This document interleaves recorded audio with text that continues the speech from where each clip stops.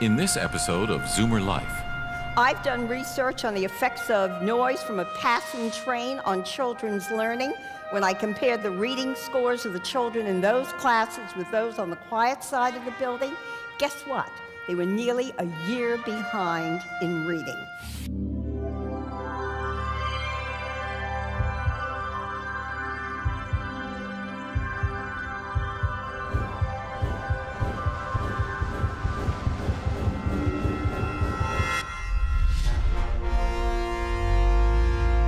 Zoomer Life, health, wellness, and longevity from the world's brightest minds.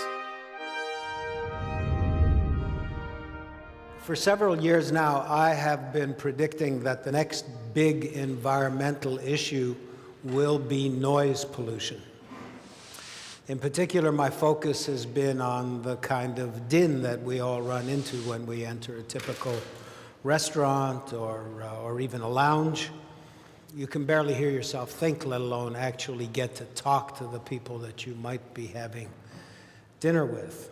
And so as these movements go, when I first began to talk about this, as I say, 3, 4, 5 years ago, I was considered a bit of a crank. But then since then, we've started the Anti-Noise Pollution League in and around our classical music radio station, and the number of submissions and registrations, that is to say restaurants and lounges that are either silent or only play civilized classical music, has begun to increase at a very rapid rate. And then lately we've added an unrecommended list to the proceedings, and that has also proved to be very effective and very popular. So finally, I was very gratified when I heard that there were actually food critics that were beginning to join my crusade, our crusade, and then latterly some academics who actually have begun to study the issue of noise in a very serious way. And so that's how we came to come upon Dr. Arline Bronzaft, who is here from the City University of New York. She's a professor emerita at that fine institution and has become a specialist who conducts research, who lectures, and who advises citizens on the harmful effects of noise on mental and physical well-being. Dr. Bronzaft, please.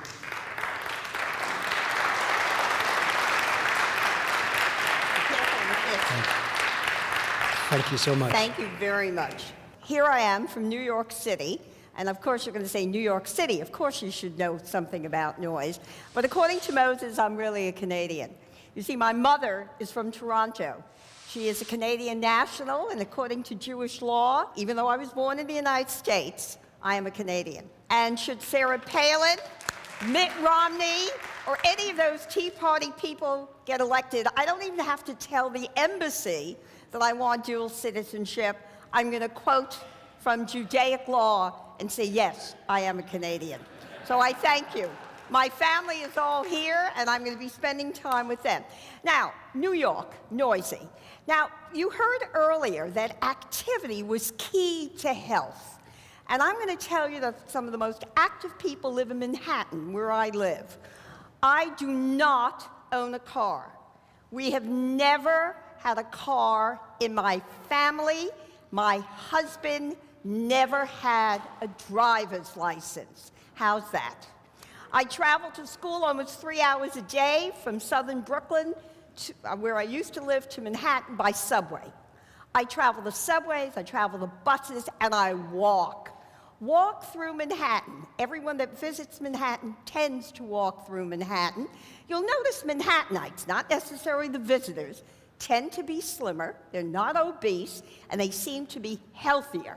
So according to what Dr. Zach said, we should live a long, long time, except we are subjected to a great deal of noise.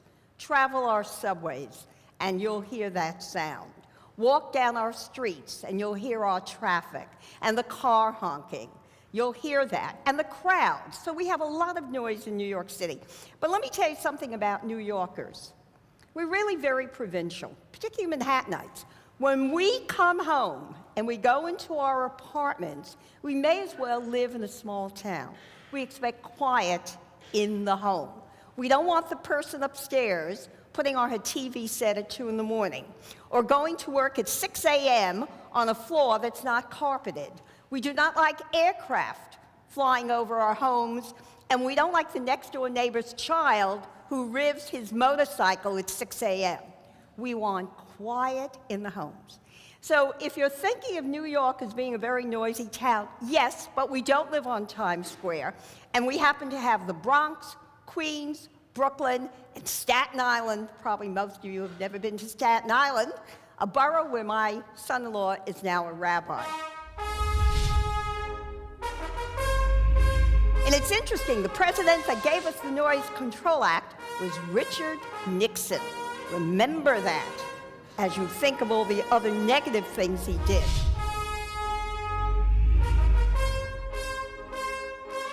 Get the latest Zoomer Life news, presenter information, and watch streaming video at www.zoomerlifeconference.ca.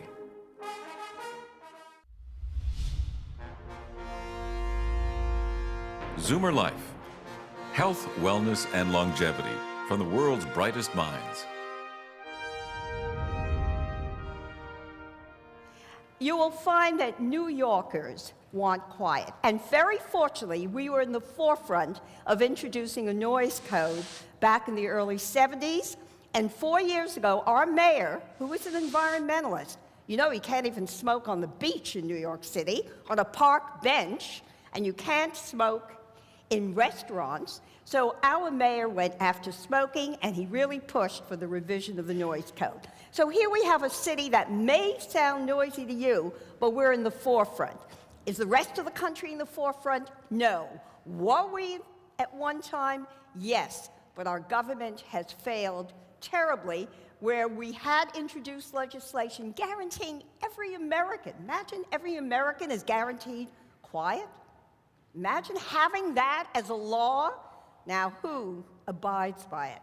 So when we first introduced it in the early 70s, we put out literature, we tried to educate people about the dangers of noise, and then we elected Ronald Reagan. Ronald Reagan essentially shut that down. And it's interesting, the president that gave us the Noise Control Act was Richard Nixon. Remember that as you think of all the other negative things he did. He also gave us the Clean Air Act. But Ronald Reagan is not the only one to blame. There were presidents after him, the two Bushes. Bill Clinton, who does wear a hearing aid, I'm told, because Bill Clinton has lost some of his hearing. He was a baby boomer, and he plays a musical instrument, and he used helicopters. Ronald Reagan, by the way, also needed some hearing assistance, because I've been told a gunshot went off at a place where he was shooting a movie, and he lost some hearing. And even though I did vote for Barack Obama, I can tell you when it comes to noise, he fits into the category with the two Bushes, Clinton and Reagan. You see, I do not discriminate by party. Whether they're Republicans or Democrats, I don't discriminate. So we did attempt to do something, but we stopped it. And New York City, though, has continued it.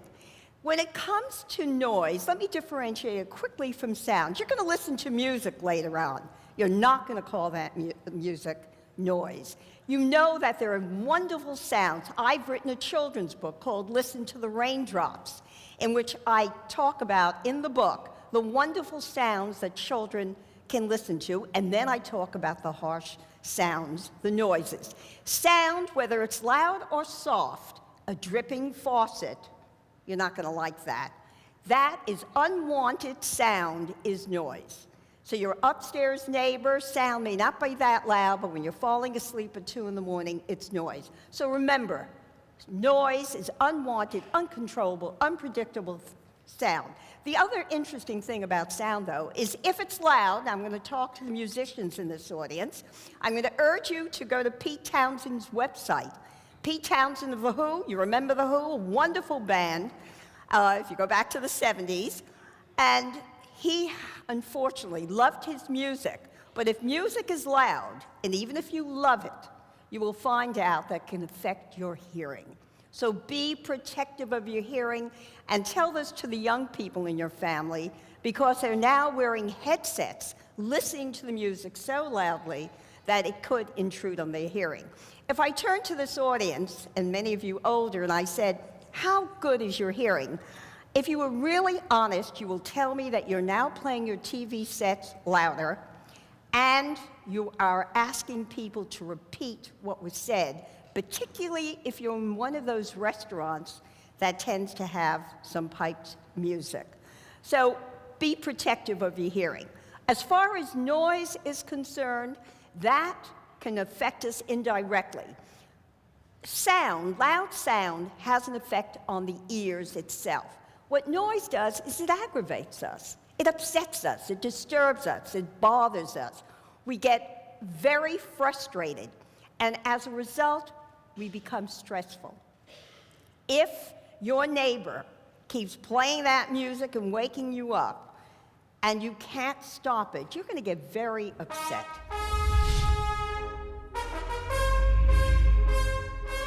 If you're being aggravated or bothered by noise, you will find that you're not leading a decent quality of life.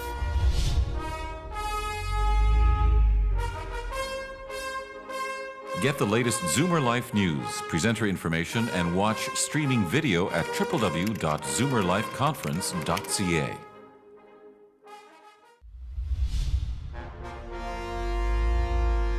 Zoomer Life. Health, wellness, and longevity from the world's brightest minds. Studies have been done looking at the effects of noise of people who live near railroads, in the flight paths, adjacent to highways, and they have found that noise is just not annoying. It's detrimental to your health. And in the area of cardiovascular disorders, the literature is quite strong. I have just come back from London, where I had a book launching with my 4 UK associates. I guess being a Canadian, I do better with the British as well. And we came out with a book, Why Noise Matters, and in that book, I'm responsible. I did the chapter on the health effects, and I can say unequivocally that noise is detrimental to health. The World Health Organization has said, even if you have not yet evidenced the symptoms, if you're being aggravated or bothered by noise, you will find that you're not leading a decent quality of life. And good health is not just the absence of symptoms. Good health is saying, hey, I don't have to stay in my house every Sunday morning and not go outdoors because my neighbor, and I'm giving you a Toronto example, by the way, my neighbor has all these children over at the swimming pool, and they're just screaming and shouting, and I agree, children should play, but it's just a little too much. But what if you're living now in Nassau County and you find out that the Federal Aviation Administration has rerouted the planes? They're now coming over your home. They're now over your home. And you are getting very upset and disturbed. And the Congresswoman is getting lots of complaints. So what I'm going to tell you about noise, even if you think you haven't experienced it, it might follow you. I don't want you to see it as a New York phenomenon, an urban phenomenon, a large city phenomenon. Just a couple of years ago, I had a case in Cromwell, New Zealand. Do you really think Cromwell, New Zealand is noisy? But that was preceded by a case in Montana and one in Wyoming. You see, you move to a quiet retirement place, the home is beautiful, and then they decide to build a motocross raceway right near your home. Do you know how many people now began to complain about noise? So what I have to warn you, if you don't have it in your immediate life, don't think you're safe. My other testimony, right here, Picton, Ontario. What's happening there? Wind turbines. Now, I am for alternative sources of energy. I do not speak against or for wind turbines, no matter how the attorneys in Connecticut and in Ontario have tried to portray me. I look and say, is there a potential harm? Will the noise bother the people? Do no harm. Don't start distributing medicine, as we do in the United States, and then find out it's harmful. So the same thing with wind turbines. particularly the low-frequency noise. It just gets under your skin, and the people are complaining. So what I have to tell you is that if you think you're living in a relatively quiet community, don't be so comfortable about it. It may follow you.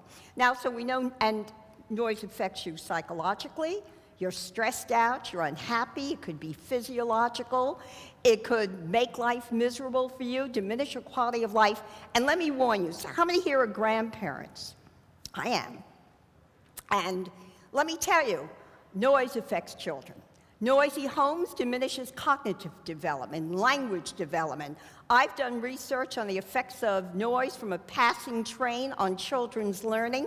When I compared the reading scores of the children in those classes with those on the quiet side of the building, guess what? They were nearly a year behind in reading. I was fortunate to be able to persuade two agencies, tough agencies in New York City, the Transit Authority to abate the sound adjacent to that school, and the Board of Ed to put acoustical ceilings. And guess what? When the rooms got quieter, guess what happened to the children's learning? They improved. All of us should be responsible, because the one thing we cannot legislate, even though New York City has a wonderful noise code, is we can't legislate good manners. And so much of noise is a function of people just being rude.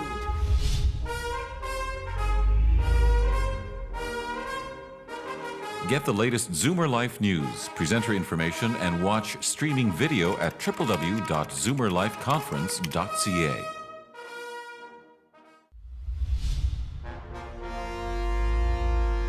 Zoomer Life. Health, wellness, and longevity from the world's brightest minds.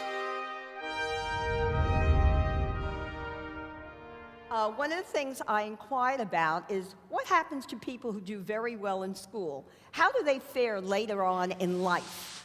What happens to them when they get older, when they graduate Phi Beta Kappa, which is the highest honor society in American colleges? How do they do? I'm not going to tell you. Well, they did well, but what were their childhoods like? And this is what I learned from these high academic achievers. Their homes were quieter. Parents knew that children had to study, read in quiet arenas. Yes, in the streets they can play, at home should be quieter. They also told me their parents didn't shout and scream at them. Their parents looked at them with stern faces, but strong words, but not shouting and screaming. So let people know quieter homes are necessary for development, and my colleague has found that noisy homes will lead to cognitive and language impairment. So we know that noise is harmful. The one thing you can remember is that all of us should be responsible, because the one thing we cannot legislate, even though New York City has a wonderful noise code, is we can't legislate good manners. And so much of noise is a function of people just being rude. In the United States, we speak of Bill of Rights. We should also have written a Bill of Responsibilities, because a civilized society is one in which people recognize the rights of others. And if we could just, in some way, teach people good manners, then we'd probably have less noise. When we lower the din, you will also find that not only is it quieter, it's going to be healthier. Now, the one thing that I think Moses would appreciate, in our book, Why Noise Matters, we have a chapter that deals with pipe music in restaurants. And there actually is an organization in the UK and the US, I don't know about Canada, that's called Pipe Down.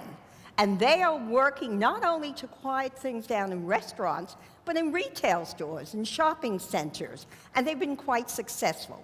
So please, educate yourselves, educate those near you, introduce to your families the idea that sometimes it's good to be quiet, because let me tell you something about quiet. I'm a psychologist. I know it's good for the head. I've looked at the research, and I've actually conducted some of it in terms of it's good for the body, but it's also good for the spirit. We should bring a little quiet and silence in our lives. I'm not saying that you don't come to New York to listen to the exciting sounds. We're not going to stop the ball from falling on Times Square New Year's Eve. Nor are we going to say no to the passing characters in our Thanksgiving Day parade. And I hope the Yankees win next time, because the roars in Yankee Stadium make me feel terrific, and it doesn't bother my ears at all. But for the rest of the time, we could lessen the din. We don't need it on the trains. We don't need the car honking. By the way, our taxi commissioner has just said that he's going to clamp down on the honking of taxi horns. So remember, quiet in your life, good for the body, good for the head, and good for the spirit. Thank you very much. Okay, Thank you. That was perfect. Thank you. Let's get a little picture here. We'll get a Oh, picture. yes. Yeah. Oh, thank you so much. Thank you.